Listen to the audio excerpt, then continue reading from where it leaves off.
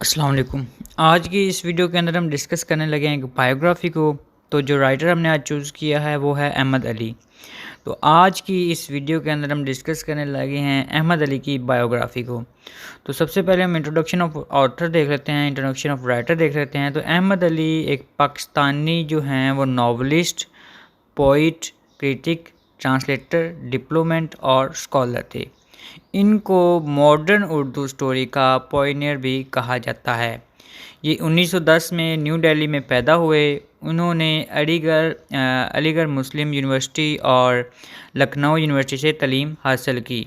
इसके बाद 1932 से 1946 के दरमियान उन्होंने बहुत सी इंडियन लीडिंग यूनिवर्सिटी में पढ़ाना शुरू किया, जिसमें इलाहाबाद यूनिवर्सिटी को भी शुमार किया जाता है।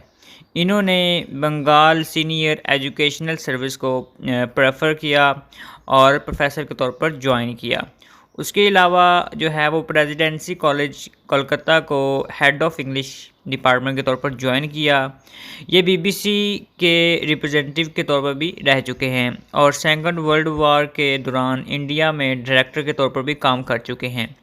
ब्रिटिश गवर्नमेंट ऑफ इंडिया ने उनको नंजिंग यूनिवर्सिटी में विजिटिंग प्रोफेसर के तौर पर अपॉइंट किया। जब आज़ादी का वाक़या हुआ तो उनको पाकिस्तान भेज दिया गया।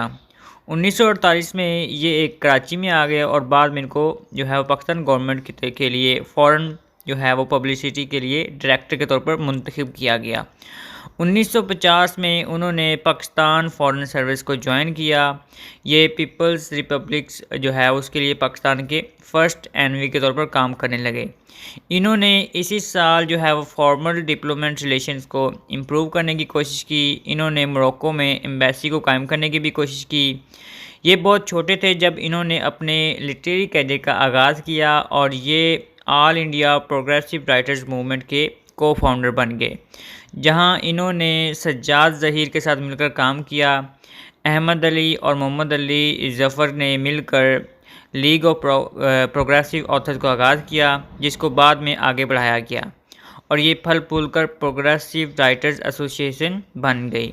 तो ये कुछ जो है वो अर्ली इन्फॉर्मेशन थी अबाउट ऑथर। अब अगर हमें इनके इम्पोर्टेंट वर्क्स की बात की जाए तो अहमद अली जो हैं वो एक नॉवलिस्ट थे, एज वी नो, पोइट थे, क्रिटिक थे, ट्रांसलेटर भी थे। तो जाहिर सी बात है इन्होंने बहुत से वर्क्स पर काम किया, मगर हम इनके कुछ इंपॉर्टेंट वर्क्स को हाईलाइट करेंगे। तो सबसे पहले हम नॉवेल्स देख लेते हैं जो इनके फेमस नॉवेल्स रहे हैं। उनमें सबसे पहला जो नंबर है वो twilight in Delhi है, जो अभी भी एमए इंग्लिश के सिलेबस में पढ़ाया जाता है, जिसे 1940 में पब्लिश किया गया था। उसके बाद ओशन ऑफ नाइट है, जिसे 1964 में पब्लिश किया गया था। उसके बाद रैट्स एंड डिप्लोमेट्स हैं, उसे 1986 में पब्लिश किया गया था। तो ये इनके कुछ इंपॉर्टेंट नॉवेल्स थे जो इम्पोर्टेंट्स थे। उसके बाद प्लेस की अगर बात की जाए तो द लैंड ऑफ ट्विलाइट है, जिसे 1931 में प्ले किया गया था। ब्रेक ऑफ द चेन्स है, 1932 में जो है वो इसको पब्लिश किया गया था। अगर शॉर्ट स्टोरी की बात की जाए, उनके जो फेमस शॉर्ट स्टोरी थी तो when the funeral was crossing the bridge in Lucknow university journal, जिसे 1929 में पब्लिश किया गया था। उसके बाद जो इंपॉर्टेंट शॉर्ट स्टोरी है वो है मोहब्बतों की एक रात इन हमायूं लाहौर, जनवरी 1931 में इसको पब्लिश किया गया था। अंगारे विद राशिद जहाँ उसको जो है वो पब्लिश किया गया था। उसके बाद शोले 1934 उसको पब्लिश किया गया था। और our lane in new writing London 1936। उसके बाद हमारी गली एक शॉर्ट स्टोरी है, उनकी फेमस शॉर्ट स्टोरी है, जिसे 1940 में पब्लिश किया गया था। मॉर्निंग इन दिल्ली है इन न्यू राइटिंग लंदन, इसे 1940 में पब्लिश किया गया था।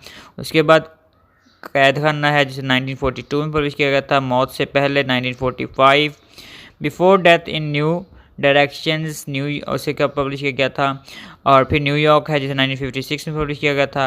तो ये ओवरऑल उनकी जो कुछ शॉर्ट स्टोरी थी बहुत ज़्यादा फेमस रहीं। पोइट्री की अगर बात की जाए, उनकी जो पोम्स थी तो पर्पल गोल्ड माउंटेन, जिसे 1960 में पब्लिश किया था। First voices 1965।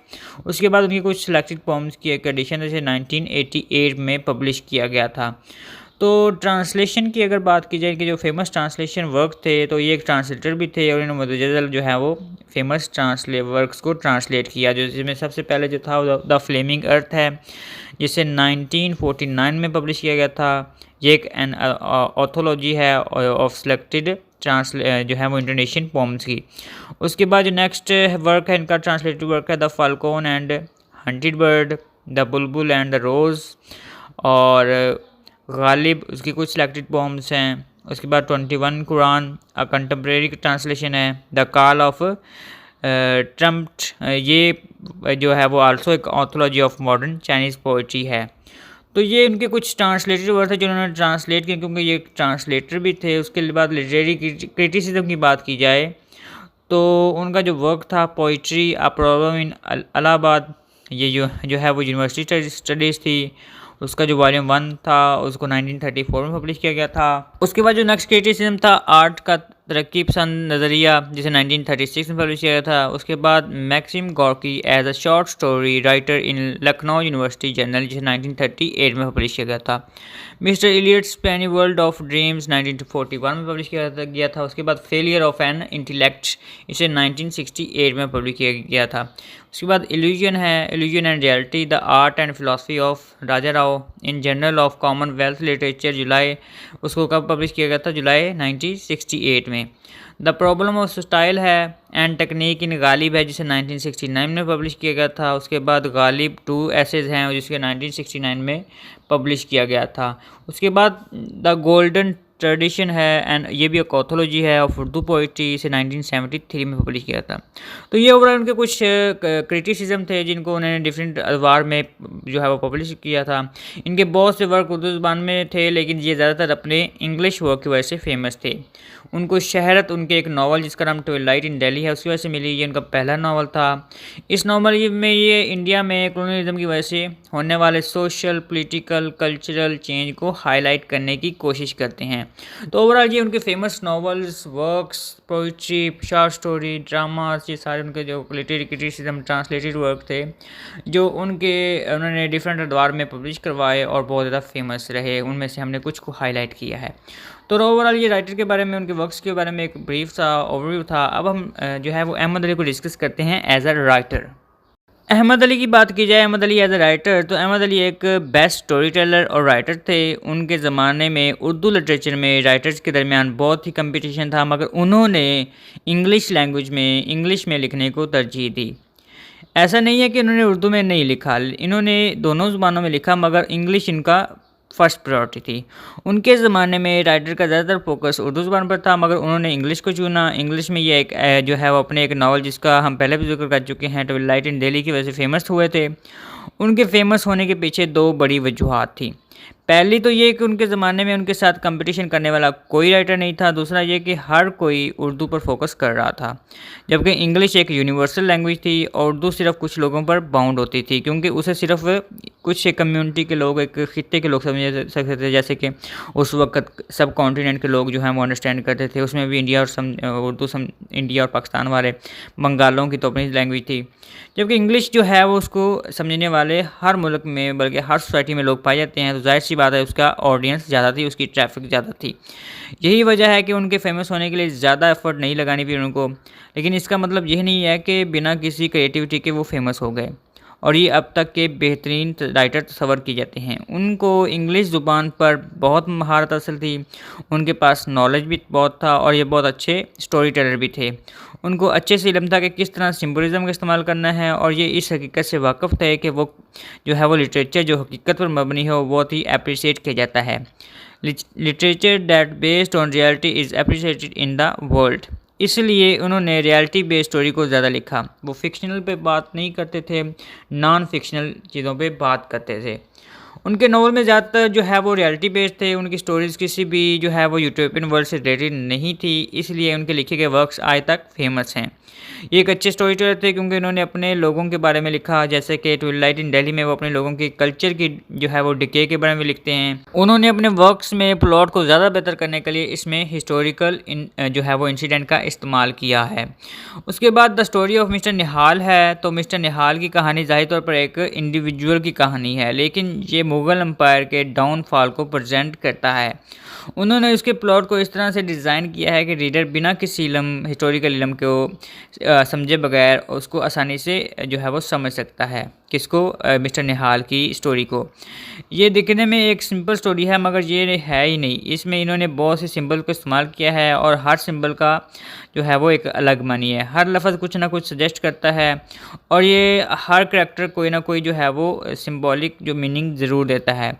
याद है कि सिंबॉलिक मीनिंग दरअसल लिटिल मीनिंग से मुख्तलिफ होता है, तो हम इससे ये नतीजा कर सकते हैं कि उनका स्टोरी टेलिंग टेक्निक है इतनी अच्छी है कि रीडर का इंटरेस्ट जो है वो खुद ब खुद पैदा हो जाता है, वो इनके वर्क्स को पढ़ते हैं। इसके अलावा उनके वर्क्स उनके ऑटोबायोग्राफिकल एक्सपीरियंस पर भी बेस करते हैं, जैसा कि ये अपने कल्चर के बारे में अपने एक्सपीरियंस को बयान करते हुए नज़र आते हैं। मिसाल के तौर पर ट्विलाइट इन दिल्ली में ये मुस्लिम सोसाइटी की कल्चरल वैल्यूज़ और नॉर्म्स के बारे में बताते हैं कि उनके इस वर्क्स की वजह से वो जो है वो हर रीडर, चाहे वो गैर मुस्लिम हो चाहे वो मुस्लिम हो, मुस्लिम कल्चर में इंटरेस्टेड हो जाता है। उसके बाद जो है वो कैर्लो कपोला अहमद अली के ऑटोबायोग्राफिकल वर्क के बारे में लिखते हैं कि Ali's best stories are those which are autobiographical in nature और which explore the internal working of his psyche. Ahmed Ali के लिखने का मकसद जो है वो नेशनल लाइफ और कल्चर लाइफ को डिपिक्ट करना था। तो ओवरऑल ये अहमद अली की जो है वो स्टोरी टेलिंग स्टाइल था, टेक्निक थी, और वो किस तरह कल्चर को जो है वो कल्चर जब डिके हो रहा था कि जिस तरह वो प्रेजेंट कर रहे थे इन इंटरनेशनल लैंग्वेज।